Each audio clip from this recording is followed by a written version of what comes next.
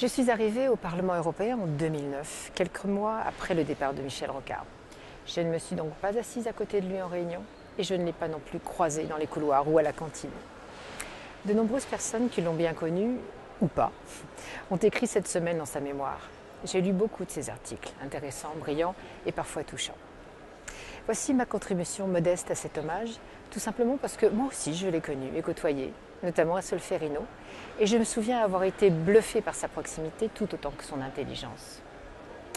Michel Rocard restera comme un grand homme politique et un grand Européen. J'ai aimé son éthique, son exigence intellectuelle, son parler vrai, sa compréhension du monde. Il a siégé au Parlement européen durant 15 ans, le plus long de ses mandats et le plus constant de ses engagements. La nouvelle de sa mort télescope une autre actualité, celle du Brexit. Michel Rocard, l'Européen, était partisan du Brexit. Souvenez-vous, en 2014, il publie dans Le Monde une tribune intitulée « Amis anglais, sortez de l'Union, mais ne la faites pas mourir ». C'était un peu perturbant.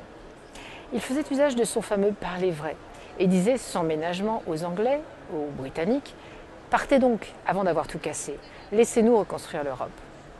Il pensait que, depuis son adhésion, la Grande-Bretagne avait toujours poursuivi l'objectif d'empêcher l'Union d'acquérir une vraie dimension politique et que sa meilleure tactique était d'être à l'intérieur et d'en bloquer le système. Il n'a pas distribué des mauvais points aux seuls Anglais.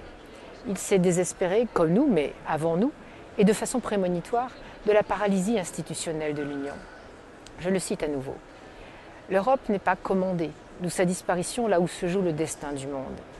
Pis, elle donne l'impression de ne pas le souhaiter, et en tout cas, elle ne le peut pas, car elle s'est donné des règles qui lui interdisent d'être commandée. » Pour lui, ce combat de l'émancipation européenne conditionnait tous les autres.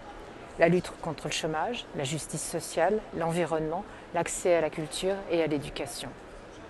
Il pouvait aussi lancer des phrases terribles. Le projet d'Europe politique est mort.